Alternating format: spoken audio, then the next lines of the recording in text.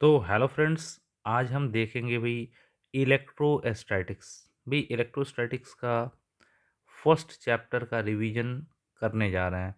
भाई सारे चैप्टर्स को इलेक्ट्रोस्टैटिक्स में जितने भी चैप्टर्स हैं सारे चैप्टर्स को हम रिवाइज करेंगे और बड़ा शॉर्ट में रिवाइज करेंगे ताकि सारा का सारा फार्मूला, सारा कॉन्सेप्ट्स हम लोग सीख जाएं, ताकि इस चैप्टर के शॉर्ट क्वेश्चंस को या ऑब्जेक्टिव क्वेश्चंस को डिस्कस करने में बनाने में बड़ी आसानी हो जाए। ठीक है भाई, तो चलो स्टार्ट करते हैं इलेक्ट्रोस्टैटिक्स से। इलेक्ट्रोस्टैटिक्स के फर्स्ट चैप्टर पर आते हैं। भाई इलेक्ट्रोस्टैटिक्स इलेक्ट्रोस्टैटिक्स को हम स्थिर वैद्युतिकी कहते हैं। इलेक्ट्रोस्टैटिक्स का पहला चैप्टर है बाबू विद्युत आवेश और विद्युत क्षेत्र। विद्युत आवेश और विद्युत क्षेत्र यानी electric charge and electric field, यही चैप्टर है। चलो भाई स्टार्ट करते हैं इलेक्ट्रोस्टैटिक्स से। इलेक्ट्रोस्टैटिक्स, भाई इलेक्ट्रोस्टैटिक्स को हम स्थिर वैद्युतिकी कहते हैं।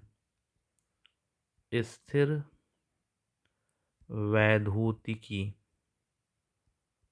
इलेक्ट्रोस्टैटिक्स।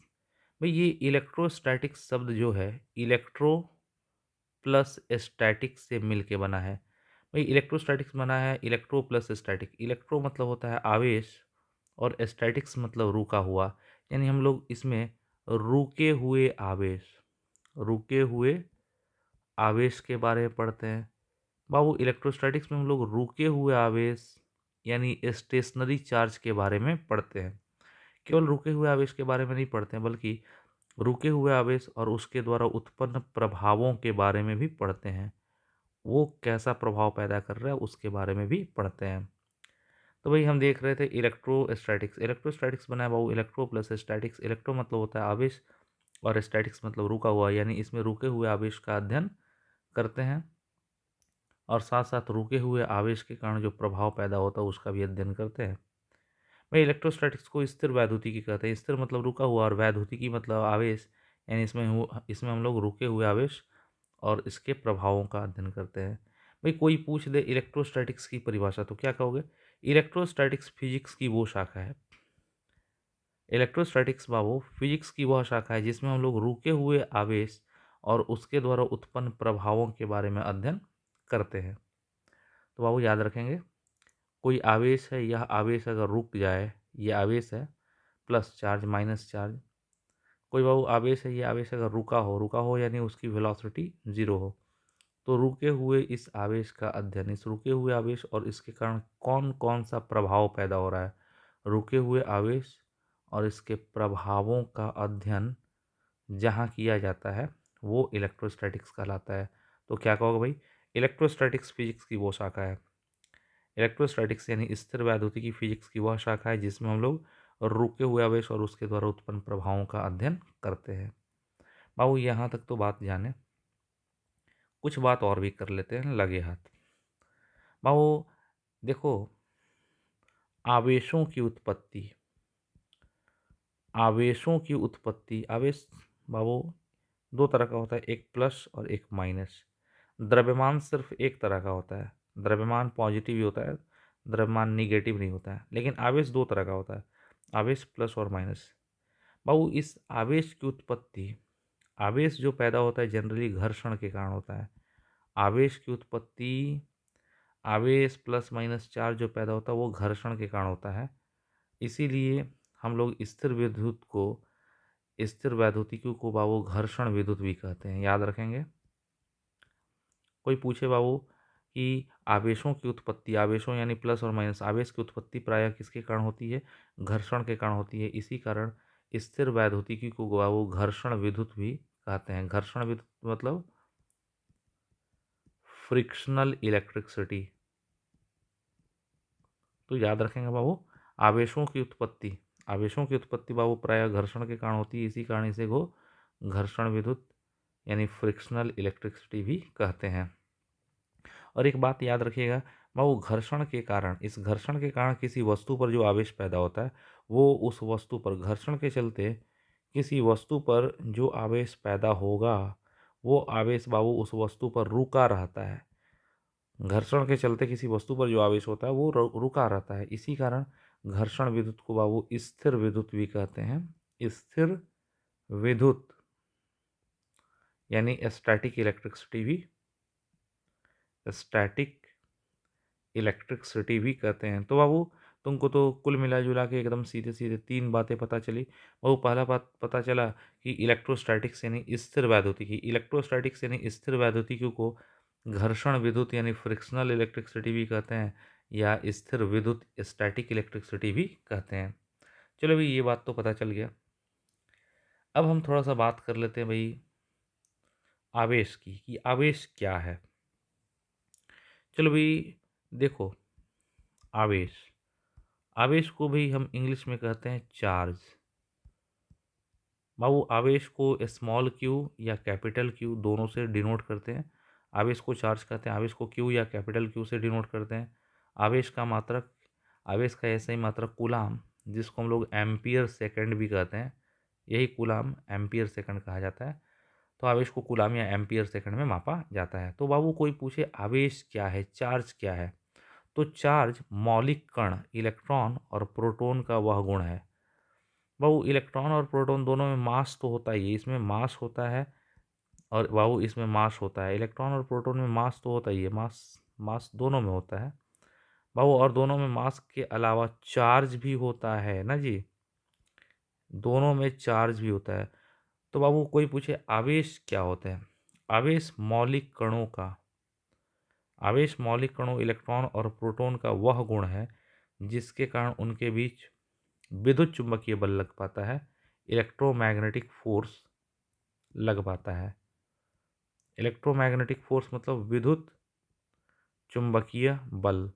एक छोटा सा बात पूछेंगे, अच्छा इलेक्ट्रॉन में भी मास है, प्रोटॉन में भी मास है, इलेक्ट्रॉन में मास और प्रोटॉन में मास है, तो इसके मास के चलते न्यूटन साहब ने बोला था कि हर मास वाली चीज़ एक दूसरे को खींचेगी, आकर्षित करेगी। तो वो इलेक्ट्रॉन में भी मास है, प्रोटॉन में भी मास है, द्रव्यमान दोनों में है, तो दोनों के द्रव्यमान के चलते जो आकर्षण होगा उसको गुरुत्वाकर्षण बल कहेंगे। तो इलेक्ट्रॉन और प्रोटॉन के बीच बाबू मास के चलते जो बल लगेगा वो गुरुत्वाकर्षण बल है, एफ ग्रेविटेशन। लेकिन बाबू इलेक्ट्रॉन और प्रोटॉन के बीच बाबू मास के चलते जो बल लगा गुरुत्वाकर्षण बल, लेकिन इलेक्ट्रॉन पे माइनस चार्ज और प्रोटॉन पे प्लस। और हम जानते हैं कि माइनस और प्लस चार्ज, चार्ज के चलते एक और बल लगता है, चार्ज के चलते जो बल लगता है वो आपको स्थिर विद्युत बल है ना जी। तो याद रखेंगे कि इलेक्ट्रॉन और प्रोटॉन दोनों में मास होता है, मास के चलते बाबू वो आकर्षित करते हैं जो गुरुत्वाकर्षण बल कहलाता है, लेकिन अपने आवेश के चलते जो आकर्षित करते हैं उसको विद्युत चुंबकीय बल कहते हैं। बाबू जान लो, ये इलेक्ट्रॉन और प्रोटॉन के बीच जो गुरुत्वाकर्षण बल लगता है वो गुरुत्वाकर्षण बल, मास वाला गुरुत्वाकर्षण बल बहुत ही कम होता है, लेकिन आवेश के चलते जो विद्युत चुंबकीय बल लगता है वो बहुत प्रबल होता है। लगभग लगभग ये विद्युत चुंबकीय बल इलेक्ट्रोमैग्नेटिक फोर्स एफ ई गुरुत्वाकर्षण बल से 10 36 गुना ज़्यादा प्रबल होता है। Electromagnetic force is approximately 10 to the 36 times of gravitational force ना जी। चलो ये बात हमको पता चल गई। तो भाई कोई पूछे आवेश क्या है, तो आवेश मौलिक कण इलेक्ट्रॉन और प्रोटॉन का वह गुण है, आवेश मौलिक कणों का वह गुण है जिसके चलते उनके बीच गुरुत्वाकर्षण नहीं विद्युत चुंबकीय बल लग पाता है। बाबू इलेक्ट्रॉन और प्रोटॉन प्लस और माइनस है तो विद्युत चुंबकीय बल लगेगा, और उसी तरह प्रोटॉन भी प्लस और प्रोटॉन भी प्लस, दो प्रोटॉन रखेंगे तो प्रोटॉन प्लस प्लस के कारण उनके बीच विकर्षण बल लगेगा। तो बाबू कोई पूछे आवेश क्या है, आवेश मौलिक कण का वह गुण है, आवेश मौलिक कणों का वो गुण होता है जिसके कारण उनके बीच विद्युत चुंबकीय बल लग पाता है ना जी। बहुत अच्छा। बाबू एक बात जान लो, आवेश को क्यू से डिनोट करते हैं, आवेश का ऐसे मात्रक कूलाम या एम्पियर सेकंड होता है। यही बात एक और भी जान लेनी चाहिए बाबू, आवेश का 5 यूनिट है, आवेश का 5 मात्रक है। आवेश का पहला मात्रक है, पहला एसआई मात्रक एम्पियर सेकंड या कूलाम होता है, याद रखेंगे।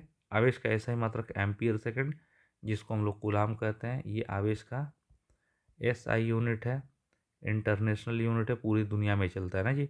आवेश का पहला मात्रक एम्पियर सेकंड या कूलाम। आवेश का बहु दूसरा मात्रक है M U, E M U मतलब इलेक्ट्रोमैग्नेटिक यूनिट, पहले ई एस यू है।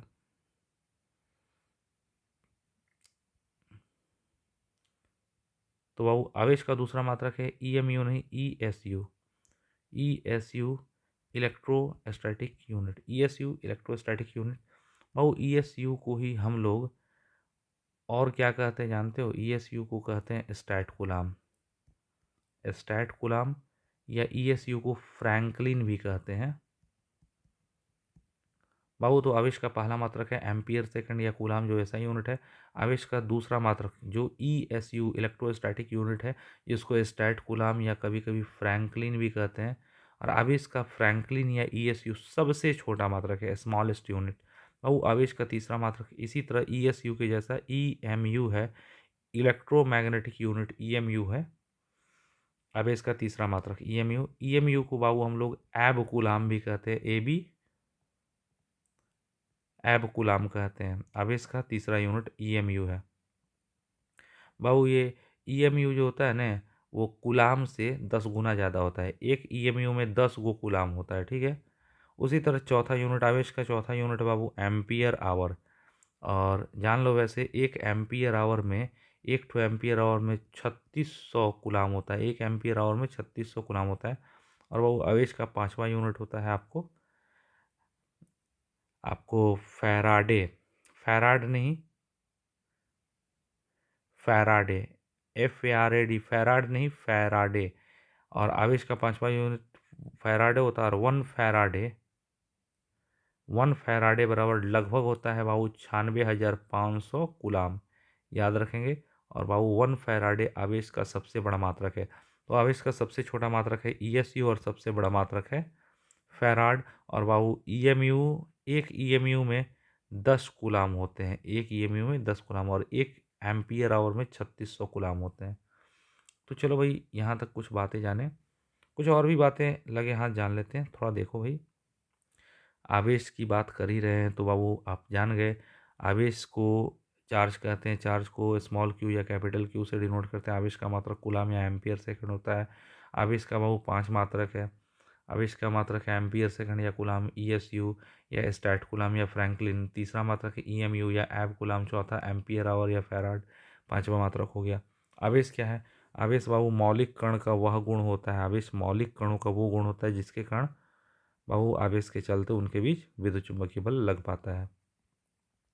बाबू थोड़ा सा कुछ बात कर लेते हैं आवेश के पांचों मात्रकों के बारे में। बाबू याद रखेंगे, एक कूलाम, एक कूलाम में होता है 3 × 10⁻⁹ ESU, याद रखेंगे हमेशा। एक कूलाम में 3 × 10⁹ ESU। और यहाँ पे अगर एक ESU चाहिए, एक ESU, तो 1/3 × 10⁻⁹ कूलाम।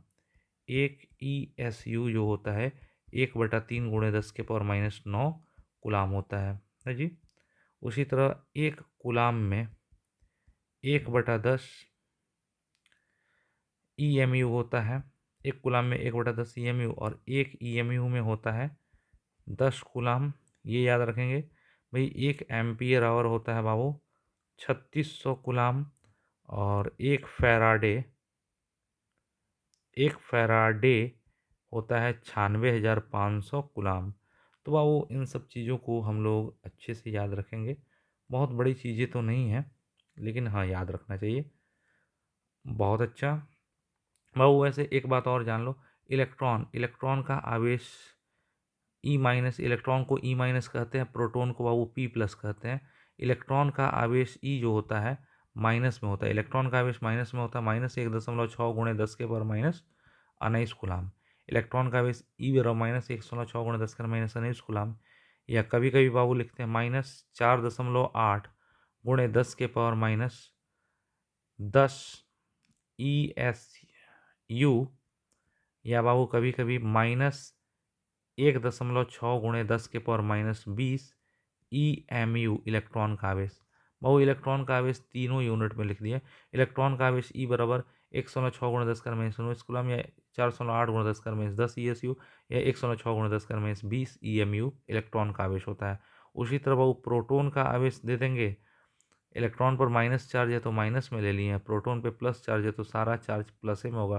प्रोटॉन का बाबू चार्ज होता है 1.6 × 10⁻⁻19 कूलाम। या प्रोटॉन का चार्ज 4.8 × 10⁻10 ESU।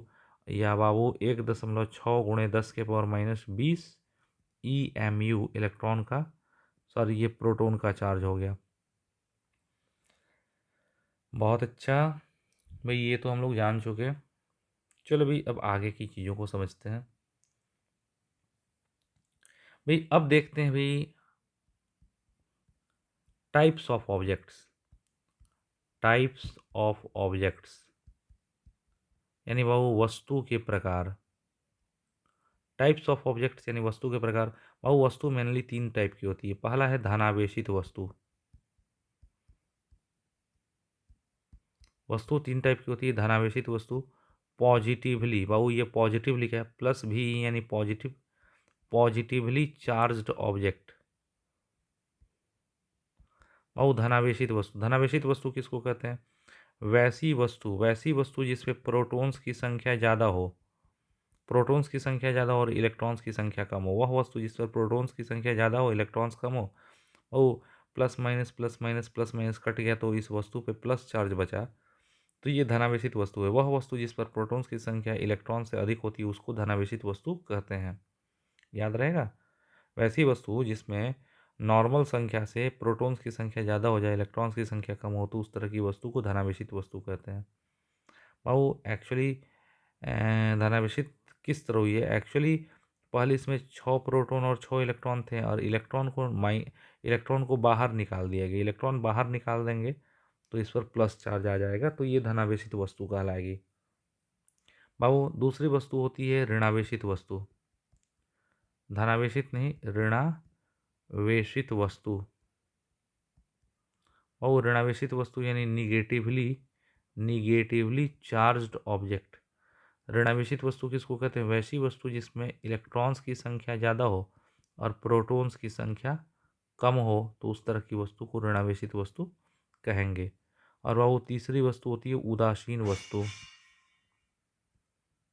तीसरी वस्तु होती है उदासीन वस्तु, न्यूट्रल ऑब्जेक्ट। उदासीन वस्तु किसको कहते हैं बाबू? अगर कोई वस्तु ऐसी है जिसमें प्रोटॉन्स की संख्या वही है, इलेक्ट्रॉन्स की संख्या वही है, तो ये उदासीन वस्तु कही जाती है। तो वो वस्तु कितने टाइप की होती है पहला फटाफट बताओ। वस्तु तीन टाइप की होती है। धनावेशित मतलब जिसमें प्रोटॉन्स की संख्या ज़्यादा हो, ऋणावेशित मतलब जिसमें इलेक्ट्रॉन्स की संख्या ज़्यादा हो, और उदासीन मतलब जिसमें दोनों की संख्या सेम हो, उदासीन वस्तु कहलाती है। तो भाई यहाँ तक तो हम जान गए। भाई कुछ और अच्छी बातें जान लेते हैं। अब थोड़ा सा देखेंगे बाबू आवेश के गुण के बारे में। Properties of charge. Properties of charge बड़ा इम्पॉर्टेंट है जी। चार्ज की प्रॉपर्टी जान लोगे तो बड़ा काम करेगा आगे। पहला चीज़ जान लो बाबू कि चार्ज दो टाइप का होता है, आवेश दो टाइप का होता है, एक पॉजिटिव चार्ज और एक निगेटिव चार्ज। पॉजिटिव यानी प्लस भी ई और निगेटिव मतलब माइनस भी ई। तो बाबू आवेश दो तरह का होता है, एक प्लस और एक माइनस। दूसरा, समान प्रकार के आवेश को, यानी बाबू समान प्रकार के आवेश को, प्लस प्लस को या माइनस माइनस को, समान तरह के आवेश को सजातीय आवेश कहते हैं। प्लस प्लस या माइनस माइनस ये सजातीय आवेश है, लाइक चार्ज। और बाबू विपरीत प्रकृति के आवेश को, एक प्लस एक माइनस, वो अगर समान तरह का आवेश है सजातीय आवेश और विपरीत तरह का आवेश है, एक प्लस है एक माइनस है, तो विजातीय आवेश, लाइक नहीं अनलाइक चार्ज। याद रहेगा, अनलाइक चार्ज। तो वो आवेश का पहला गुण है कि आवेश दो टाइप का होता है, एक पॉजिटिव और एक निगेटिव। दूसरा गुण है आवेश का कि समान प्रकृति के आवेशों को, प्लस प्लस या माइनस माइनस, समान नेचर के आवेशों को सजातीय आवेश यानी लाइक चार्ज कहते हैं, और विपरीत नेचर के आवेशों को विजातीय आवेश यानी अनलाइक चार्ज कहते हैं। और आवेश का तीसरा गुण है कि सजातीय आवेश यानी प्लस और प्लस, और सजातीय आवेश प्लस प्लस के बीच विकर्षण बल होता है, या सजातीय आवेश माइनस माइनस के बीच भी विकर्षण बल होता है। लेकिन विजातीय आवेश, विजातीय यानी एक प्लस एक माइनस, विजातीय आवेश के बीच आकर्षण बल होता है। बहुत अच्छा। बाबू आवेश का अब चौथा प्रॉपर्टी भी जान ले। आवेश का चौथा प्रॉपर्टी है बाबू कि आवेश एक अदिश राशि है। आवेश में कोई दिशा नहीं होती है, आवेश अदिश राशि है। याद रहेगा बाबू,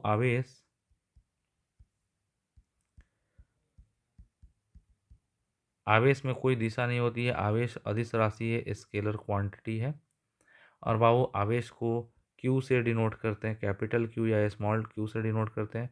आवेश को एम्पियर सेकंड या कूलाम में मापा जाता है और आवेश की विमा होती है बाबू एटी। हमेशा याद रखिएगा। तो हमेशा याद रखना बाबू, चौथा गुण है आवेश अदिश राशि है।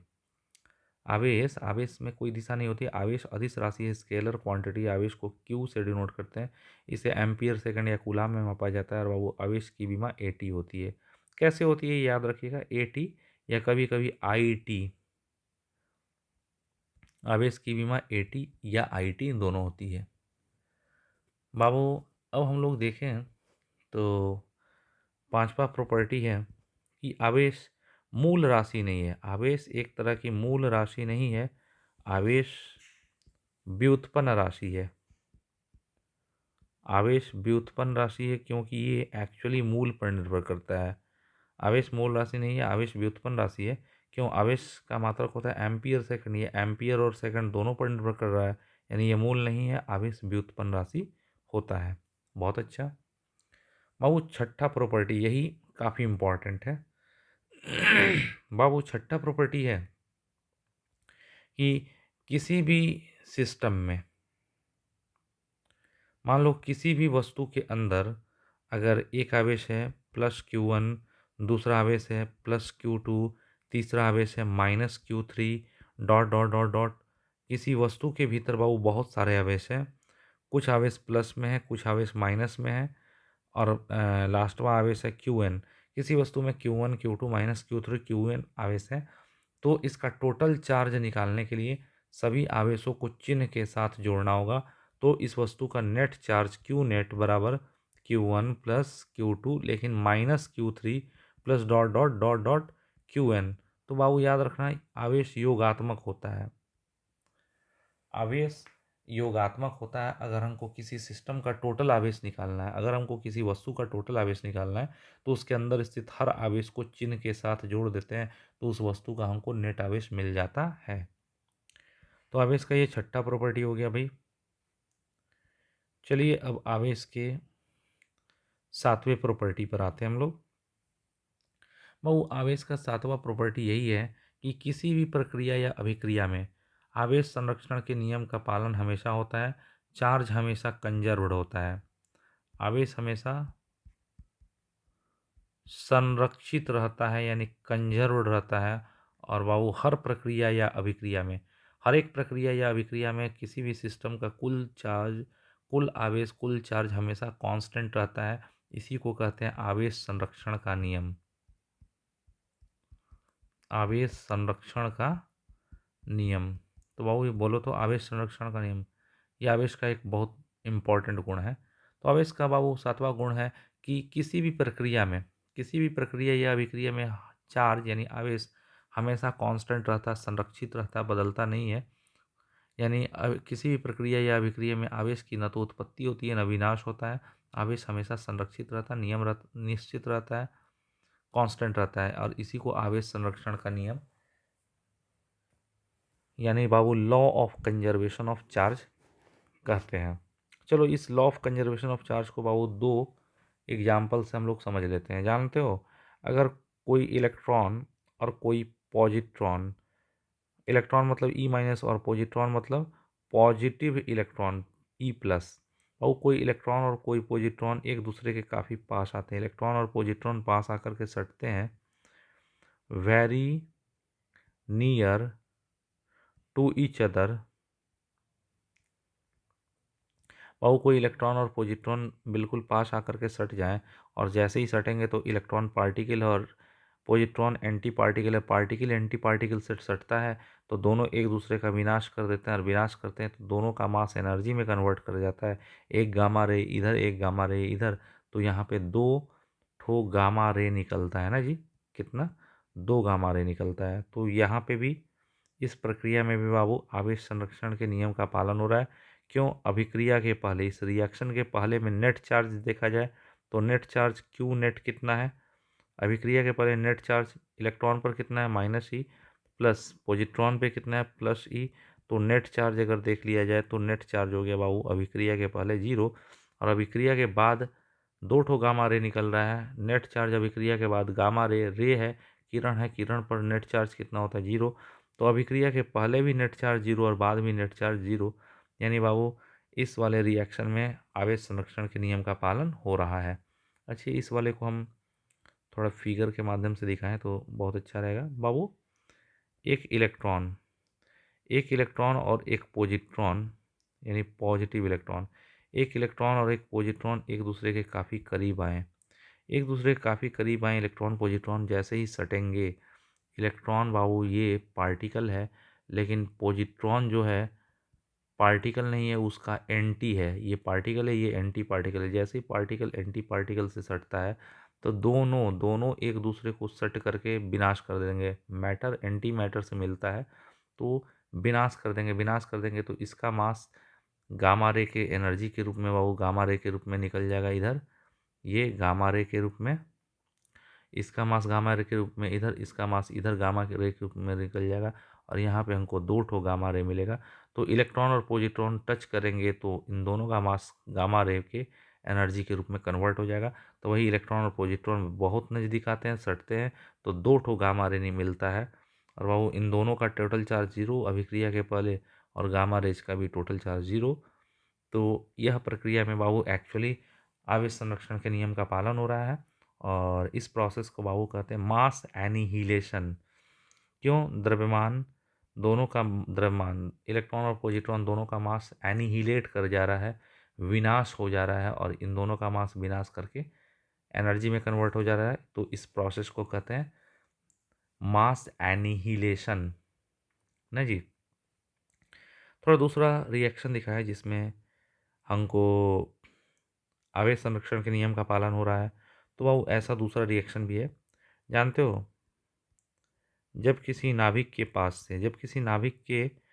पास से कोई गामा रे निकलता है, गामा रे, अगर इसकी एनर्जी 1.02 मिलियन इलेक्ट्रॉन वोल्ट से ज़्यादा हो, कम से कम इतना हो या इससे ज़्यादा हो, अगर कोई बाबू अगर कोई ध्यान देंगे, अगर कोई गामा रे अगर कोई गामा रे बाबू जिसकी एनर्जी 1.02 मिलियन इलेक्ट्रॉन वोल्ट या इससे ज़्यादा हो, तो वो गामा रे अगर किसी भारी नाभिक के पास से गुजरता है तो गामा रे की जो एनर्जी है वो बाबू कन्वर्ट हो जाती है मास में, और मास के रूप में इलेक्ट्रॉन और पॉजिट्रॉन हमको निकलता है। पॉजिटिव इलेक्ट्रॉन इलेक्ट्रॉन और पॉजिट्रॉन प्राप्त होता है। यानी गामा रे की जो एनर्जी है, यहाँ पे एनर्जी मास में कन्वर्ट हो जा रहा है। इसको पेयर प्रोडक्शन कहते हैं, क्योंकि यहाँ पे एनर्जी से पेयर बन रहा है, जोड़ा बन रहा है, इसको पेयर प्रोडक्शन कहते हैं। और यहाँ भी बाबू गामा रे की टोटल चार्ज 0 होगा और पेयर प्रोडक्शन हो गया तो दोनों का चार्ज मिला के अभिक्रिया के बाद भी नेट चार्ज 0 होगा।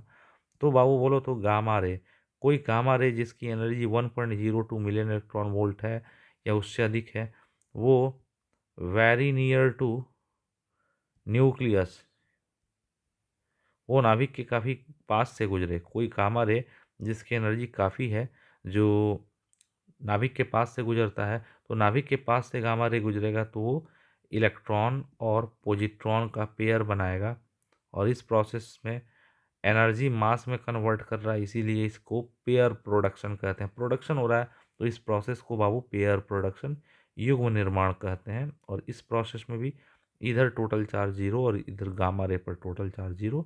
यहाँ भी आपको एक्चुअली आवेश संरक्षण के नियम का पालन हो रहा है। तो भाई ये तो था आवेश का 7वां नंबर प्रॉपर्टी।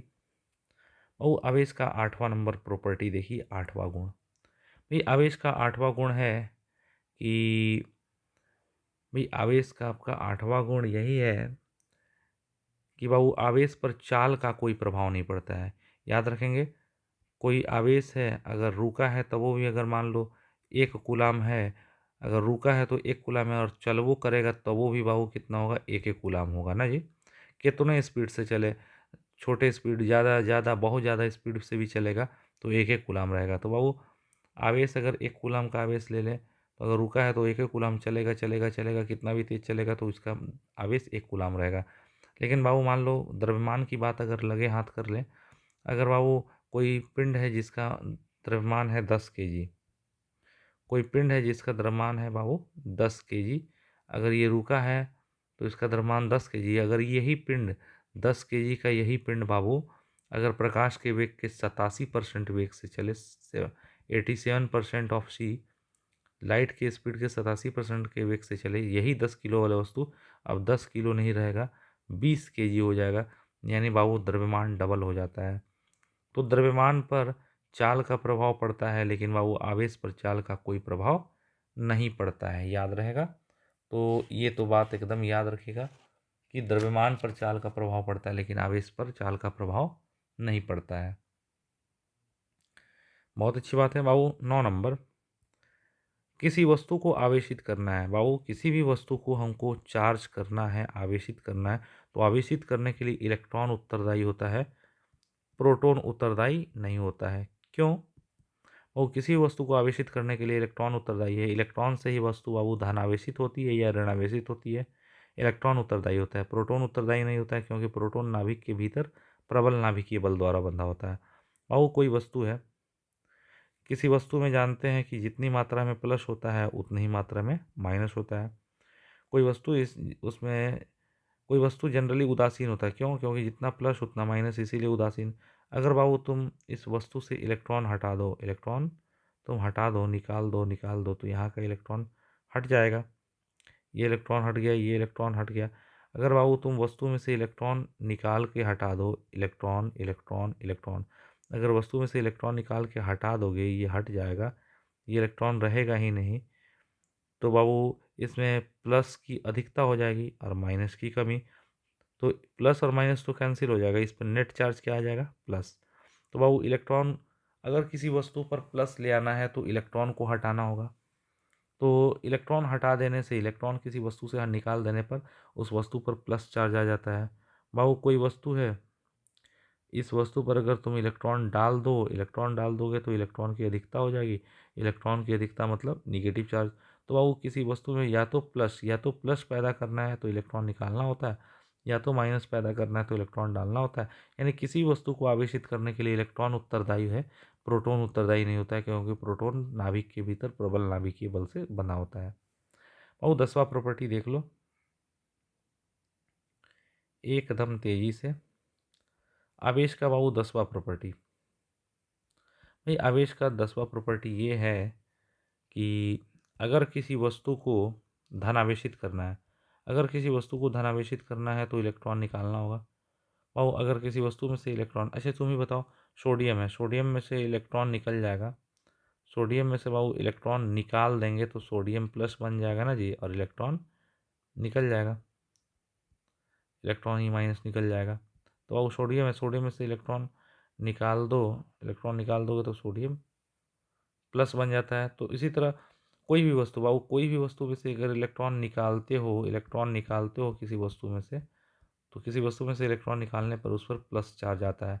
और बाबू इलेक्ट्रॉन निकाले हो तो उसका मास हल्का सा क्या हो जाएगा? घट जाएगा। तो बाबू कोई वस्तु धनावेशित करना है, कोई वस्तु है उसको धनावेशित करना है तो इलेक्ट्रॉन निकालना पड़ता है, इलेक्ट्रॉन निकालने से उसका मास हल्का सा कम हो जाता है। अगर तुम एन ठो इलेक्ट्रॉन निकाले किसी वस्तु से, एक गो दो गो तीन गो एन गो इलेक्ट्रॉन निकाले, तो मास में जो कमी आएगी डेल्टा एम बराबर एम ई नहीं, 2 एम ई नहीं, 3 एम ई नहीं, एन ई आएगी कमी ना जी, मास में कमी। अच्छा किसी वस्तु को ऋणावेशित करना है, अच्छा कोई वस्तु को बाबू ध्यान दो, किसी वस्तु को अगर धनावेशित करना है, किसी वस्तु को धनावेशित करना है तो इलेक्ट्रॉन को क्या है, सोडियम में से इलेक्ट्रॉन निकलता है तो सोडियम प्लस पैदा होता है ना जी। तो उसी तरह अगर वस्तु को धनावेशित करना है तो वस्तु में से इलेक्ट्रॉन क्या करना पड़ेगा? निकालना पड़ेगा। वस्तु में से बाबू इलेक्ट्रॉन निकाल दोगे तो वस्तु हो जाएगी धनावेशित, तो वस्तु धनावेशित हो जाएगी तो इलेक्ट्रॉन निकला है, यानी मास में हल्की सी कमी आ जाएगी। एक इलेक्ट्रॉन निकलता तो एम ई मास में कमी आती, 2 से 2 एम ई, 3 एम ई और एन कमी आ जाएगी। तो डेल्टा एम बराबर माइनस एन कमी आ रही तो माइनस एन।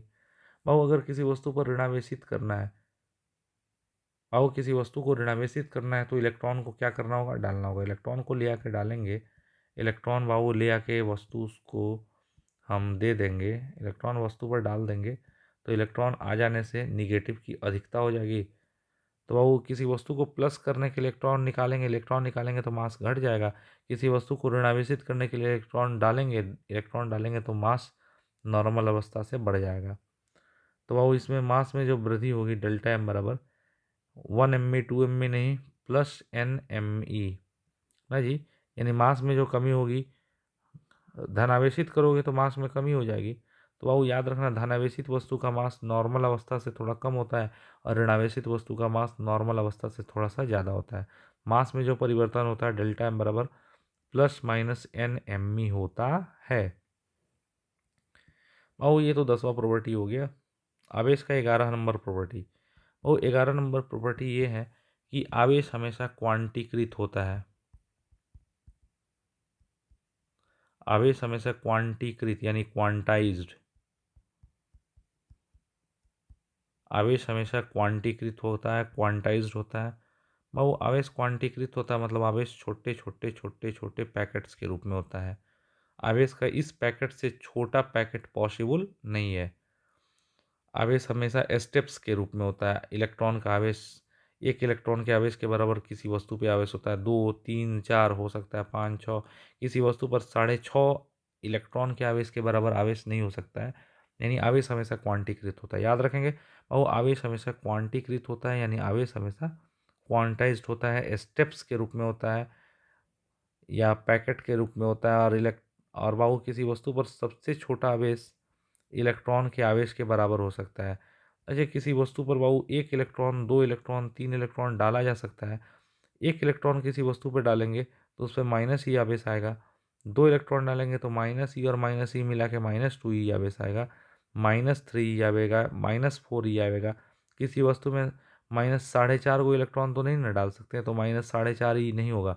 किसी भी वस्तु पर आवेश होगा, वो 1 इलेक्ट्रॉन डालेंगे तो -ई, -2 ई, -3 -एन ई, एक गो इलेक्ट्रॉन डालेंगे तो -ई, दो गो -2 ई, -3 -एन ई, और वो इलेक्ट्रॉन निकालेंगे तो +ई, +2 ई, +3, और एन को निकाल देंगे तो +एन ई। तो क्यू रो ±एन ई, और इसी को कहते हैं क्वांटाइजेशन ऑफ चार्ज। यहाँ पे एन बाबू पूर्णांक होना चाहिए, क्योंकि किसी वस्तु से पूर्णांक संख्या के बराबर ही हम लोग इलेक्ट्रॉन को निकाल या डाल सकते हैं। ठीक है भाई, तो ये सब चीज़ें तो हम समझ गए भाई, कोई बहुत बड़ी चीज़ें थी नहीं भाई। अब थोड़ा सा हम लोग देख लेते हैं भाई, प्रोसेस ऑफ चार्जिंग, बड़ा इम्पोर्टेंट चीज़ है जी, बहुत इम्पोर्टेंट चीज़ है भाई। ये सब शॉर्ट नोट्स हैं जिन्हें आपको याद रखना है। अगर ये सारी चीज़ें याद रहेंगी तो बाबू आगे दिक्कत नहीं होगा। प्रोसेस ऑफ चार्जिंग, और प्रोसेस ऑफ चार्जिंग यानी आवेशन की विधियाँ, आवेशन की विधियाँ। प्रोसेस ऑफ चार्जिंग बाबू, प्रोसेस ऑफ चार्जिंग आवेशन की 5 विधि है। आवेशन की बाबू 6 विधि है, ठीक है, 5 नहीं 6 विधि है बाबू। आवेशन की पहली विधि है घर्षण विधि। आवेशन की पहली विधि है घर्षण विधि, जिसको हम लोग फ्रिक्शनल मेथड कहते हैं। फ्रिक्शन या फ्रिक्शनल मेथड बाबू, आवेश की पहली विधि है घर्षण विधि। घर्षण विधि में क्या करते हैं, दो अलग अलग वस्तु को लेते हैं, सेम वस्तु नहीं, दो अलग अलग वस्तु को ले लेते हैं और दोनों वस्तु को आपस में रगड़ते हैं।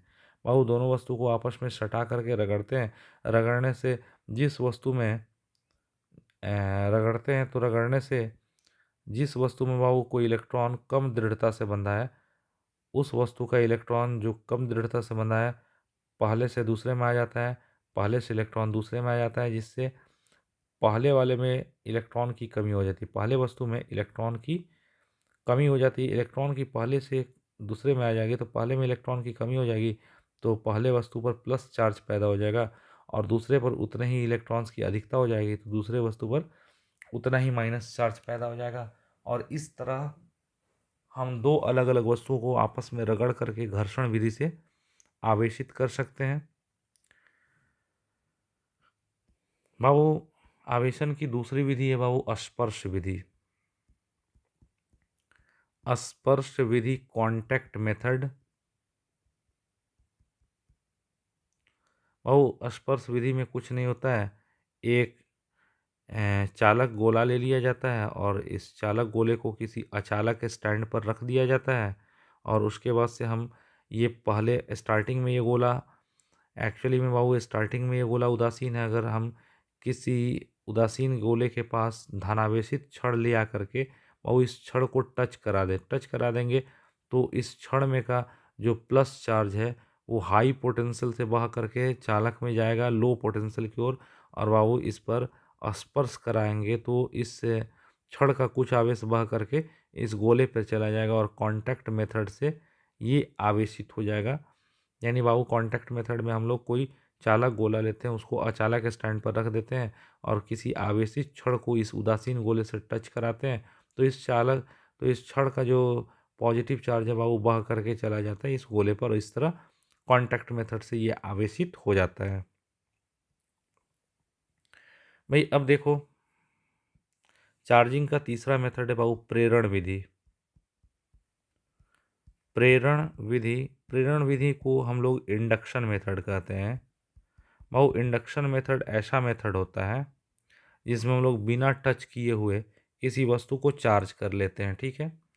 वो इंडक्शन मेथड में बाबू हम क्या करते हैं, जनरली दो ठो गोला ले लेते हैं। इंडक्शन मेथड में बाबू हम दो गोला ले लेते हैं, दोनों गोलों को हम लकड़ी के स्टैंड पे रख देते हैं। बाबू ये पहला गोला ये दूसरा गोला दोनों को लकड़ी के स्टैंड पर रख देते हैं, और बाबू दोनों गोलों को स्टार्टिंग में ले आ करके एक साथ टच करा देते हैं, टच करा के रख देते हैं ना जी। क्या करते हैं हम लोग, धातु का दो ठो चालक गोला लेते हैं, धातु के दोनों चालक गोले को स्टैंड पर रख करके दोनों को स्टार्टिंग में टच करा देते हैं, टच करा करके बिल्कुल टच करा देते हैं। और जैसे टच कराते हैं, अब टच करा करके बाबू इसके समीप कोई छड़ को ले आते हैं, मान लो धनावेशी छड़ को ले आएंगे, तो ये प्लस वाला छड़, इस छड़ में चूंकि प्लस चार्ज और ये प्लस चार्ज, दोनों गोलों में जो माइनस फ्री इलेक्ट्रॉन है, इन फ्री इलेक्ट्रॉन माइनस को ये वाला प्लस छड़ क्या करेगा, माइनस को खींचेगा, सारा माइनस इस वाले गोले पे आ जाएगा, इलेक्ट्रॉन खींचा के इस प्लस की ओर आ जाएगा, आकर्षित होगा, तो इलेक्ट्रॉन इधर आ जाएगा, तो इलेक्ट्रॉन इधर आने से इस पर माइनस चार्ज पैदा हो जाएगा और इस पर बाबू इलेक्ट्रॉन की कमी से प्लस चार्ज। अब दोनों गोलों को हटा लेंगे और हटाने के बाद से इस छड़ को भी हटा देंगे, तो एक गोले पर पूरा प्लस और एक दूसरे गोले पर माइनस पैदा हो जाएगा, और इस तरह प्रेरण विधि से हम किसी वस्तु को आवेशित कर सकते हैं। और वो चौथी विधि होती है प्रकाश विद्युत विधि। प्रकाश विद्युत विधि यानी photo electric method. Photo electric method बहु प्रकाश विद्युत विधि में कुछ नहीं होता है, धातु के सतह पर, धातु में हम तो जानते हैं ये धातु है, धातु के अंदर बाबू मेटल के अंदर बहुत सारे फ्री इलेक्ट्रॉन्स होते हैं। अगर धातु के सतह पर हम लोग हाई फ्रीक्वेंसी वाला लाइट डालें, बाबू अगर धातु के सतह पर हाई फ्रीक्वेंसी वाला लाइट डालते हैं, तो हाई फ्रीक्वेंसी वाले लाइट की एनर्जी को लेकर के धातु के अंदर का फ्री इलेक्ट्रॉन धातु से निकल जाता है। इलेक्ट्रॉन बाबू धातु से निकलता है, इलेक्ट्रॉन धातु से निकलता है, अगर इलेक्ट्रॉन निकल जाएगा तो धातु पे कौन सा चार्ज आ जाता है, प्लस चार्ज। तो बाबू इस तरह हम फोटो इलेक्ट्रिक मेथड से किसी वस्तु को प्लस चार्ज से आवेशित कर सकते हैं ना जी। तो ये बाबू चौथा में दी था फोटो इलेक्ट्रिक मेथड। और चार्जिंग का पांचवा विधि है भाई थर्मोआयनिक इमिशन मेथड, तापायनिक विधि। तापायनिक विधि थर्मोआयनिक मेथड।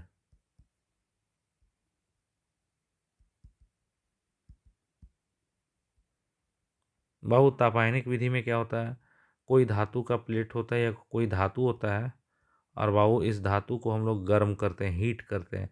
बाबू धातु को अगर गर्म करेंगे नीचे से, अगर धातु को नीचे से बाबू गर्म करेंगे तो गर्मी पा करके धातु के अंदर बहुत सारे फ्री इलेक्ट्रॉन्स होते हैं, ये इलेक्ट्रॉन्स गर्मी पाएंगे तो इनकी एनर्जी बढ़ जाएगी, और इतनी एनर्जी बढ़ जाएगी कि इलेक्ट्रॉन धातु से निकल जाए। इलेक्ट्रॉन निकलेंगे तो धातु पे हमेशा ही प्लस चार्ज होगा। तो इस तरह बाबू धातु को गर्म करके हम लोग धातु से इलेक्ट्रॉन को निकाल करके प्लस चार्ज ला सकते हैं। बाबू पिछले मेथड में और इस मेथड में धातु को केवल प्लस चार्ज से आवेशित किया जा सकता है, माइनस से नहीं। और इस विधि को बाबू हम लोग कहते हैं तापायनिक विधि, थर्मोआयनिक मेथड। और बाबू छठा विधि है, छठा और अंतिम विधि है बाबू field emission method. Field emission method. बाबू फील्ड इमिशन मेथड मतलब क्षेत्र उत्सर्जन विधि, क्षेत्र उत्सर्जन विधि। और फील्ड इमिशन मेथड में जानते हो क्या होता है? फील्ड इमिशन मेथड में हम धातु के किसी टुकड़े को बहुत उच्च इलेक्ट्रिक फील्ड में, हाई स्ट्रेंथ वाले इलेक्ट्रिक फील्ड में रखते हैं।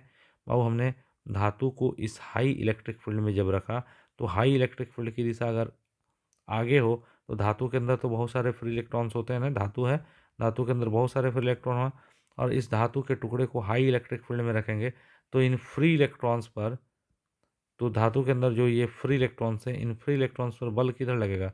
फील्ड के अपोजिट। फील्ड आगे है तो इन पर बाबू बल लगेगा पीछे, फ्री इलेक्ट्रॉन्स पर बल पीछे लगेगा, सारे फ्री इलेक्ट्रॉन्स पर बल इतना ज़्यादा लगेगा बाबू, इतना ज़्यादा ये बल लगेगा ना कि ये धातु के टुकड़े से बाहर निकल जाएंगे, और धातु से बाहर निकल जाने पर धातु पर कौन सा चार्ज आ जाएगा? प्लस। और इस तरह धातु फील्ड इमिशन मेथड से हाई इलेक्ट्रिक फील्ड लगाने पर इससे इलेक्ट्रॉन निकल जाएंगे, और यह फील्ड इमिशन मेथड से आवेशित हो जाएगी ना जी। तो भाई यहाँ तक हम लोग पढ़ लिए हैं। ये सब बाबू शॉर्ट रिवीजन चल रहा है, और आशा करते हैं कि सारा चीज़ आपको समझ में आया होगा। और ये फर्स्ट वाले चैप्टर को तो हम एक वीडियो में पूरा नहीं कर पाएंगे, 2 वीडियो और लगेगा, ठीक है भाई। अपने दोस्तों से बता दीजिए कि हाँ, क्रैश कोर्स चल रहा है। क्रैश कोर्स का भी बाबू कोर्स हम स्टार्ट किए हुए हैं, और क्रैश कोर्स में अगर एडमिशन लेना है तो 500 रुपये फ़ी जमा करना पड़ेगा, तो क्रैश कोर्स मिलेगा। और भाई ये आपको हम रिवीजन क्लास भी चला रहे हैं, ताकि आप लोग अगर एग्ज़ाम देने जाएं तो भाई ये रिवीजन क्लास एकदम आराम से बढ़िया से करिए, क्योंकि अगर रिवीजन क्लास बढ़िया से कर लीजिएगा तो पूरे चैप्टर का निचोड़ मिल जाएगा, जिससे कि आपको ऑब्जेक्टिव बनाने में या शॉर्ट क्वेश्चंस करने में बहुत हद तक आसानी होगी। Okay, thank you. जय हिंद, वंदे मातरम।